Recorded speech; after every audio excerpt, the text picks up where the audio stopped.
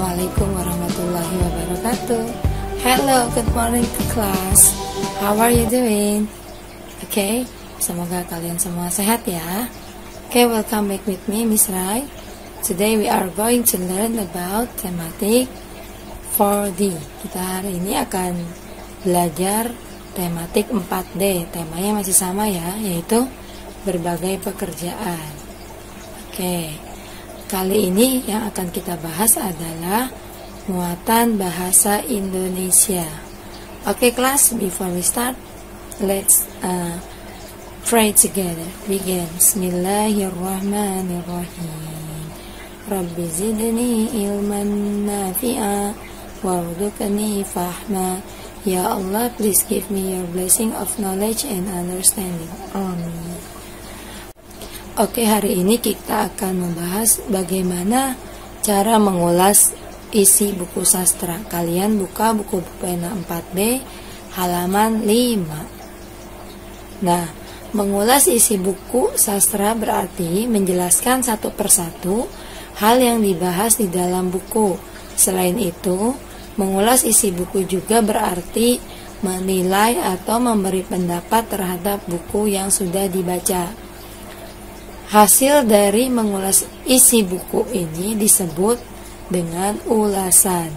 Nah, ada beberapa hal yang dapat diulas dari sebuah buku sastra. Di antaranya, yang pertama, data buku. Data buku itu terdiri dari judul, penerbit, jumlah halaman, dan tahun buku diterbitkan. Yang kedua, inti cerita yang terdapat di dalam buku. Yang ketiga, manfaat yang kita dapatkan setelah membaca buku. Misalnya kalau kita baca buku tentang resep-resep makanan, manfaatnya kita bisa menambah koleksi resep yang akan kita buat menjadi makanan. Lalu yang keempat adalah kelebihan dan kekurangan dari buku. Contohnya misalkan kelebihan buku tadi yang masakan tadi, dari segi bacaan bagus, tapi ternyata penampilannya misalkan kurang menarik. Seperti itu ya. Oke, ada 5 jenis cerita rakyat yang ada di Indonesia. Yang pertama adalah dongeng. Dongeng itu adalah cerita yang tidak benar-benar terjadi, yang berkaitan dengan kejadian aneh pada zaman dahulu. Contohnya, cerita bawang merah dan bawang putih. Selanjutnya adalah legenda.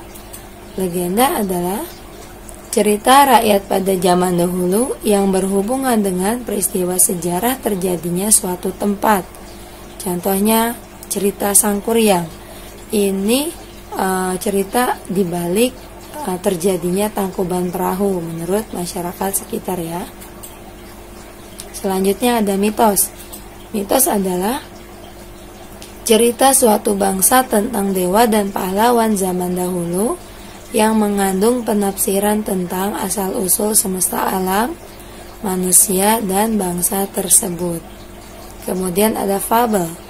Fabel adalah cerita yang menggambarkan watak dan budi manusia yang pelakunya diperankan oleh hewan. Selanjutnya ada sage.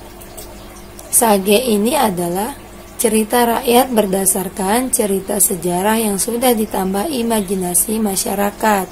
Contohnya cerita tentang Joko Tingkir yang menemukan selendang bidadari di sungai.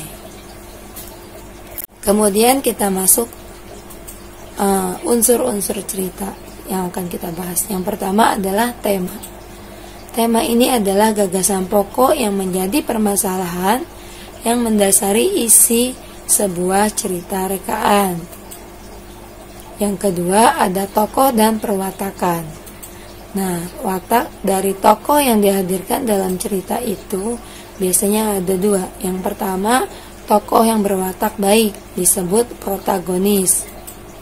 Yang kedua, tokoh yang berwatak jahat disebut antagonis. Nah, kalau kita ambil contoh di cerita bawang merah bawang putih, tokoh antagonisnya adalah si bawang merah dan watak yang protagonis adalah si bawang putih. Masih unsur-unsur cerita. Yang ketiga adalah latar atau setting. Nah, latar adalah dimensi berlangsungnya cerita, baik itu dari latar waktu, tempat, maupun suasana. Yang kemudian adalah alur. Alur ini merupakan susunan penuturan cerita. Alur terdiri dari 3 macam, yaitu alur maju, alur mundur, dan alur campur. Jadi kalau setting itu misalnya cerita tentang Malin Kundang, otomatis latarnya atau settingnya berupa pantai, ya kan, yang ketika dia dikutuk menjadi batu kan katanya di pinggir pantai. Kemudian kalau alur ini menceritakan tentang masa lalu atau masa depan, atau alur campur. Alur campur ini menceritakan tentang kisah masa lalu dari tokoh maupun masa yang akan datang dari tokoh tersebut. Yang kelima adalah sudut pandang atau point of view. Adalah cara pengarang menempatkan diri, kedudukannya dalam sebuah cerita rekaan yang ditulisnya. Tentu.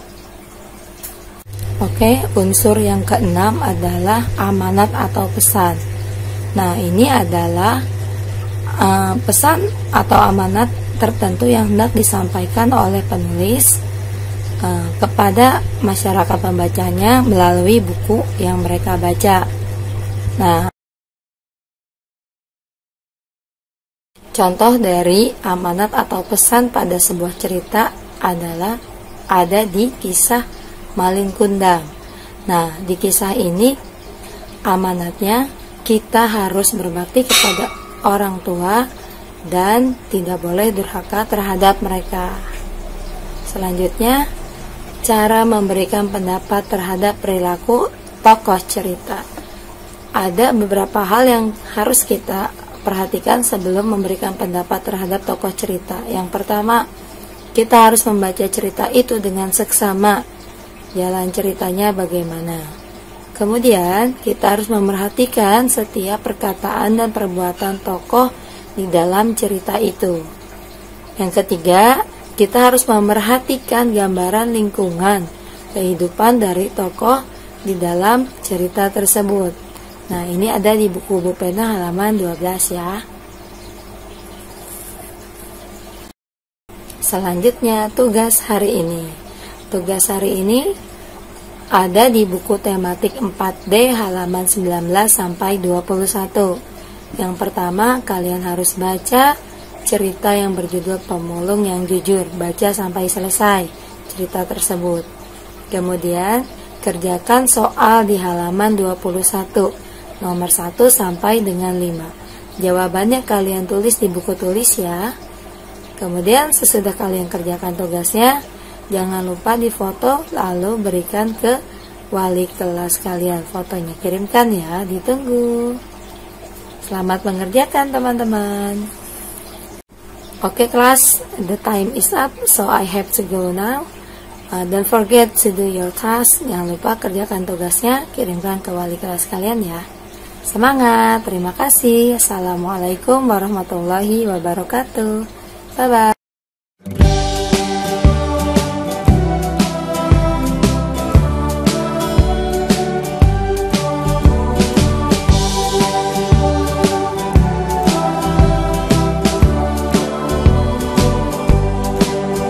Wahai kawanku semuanya, dengarkanlah ku punya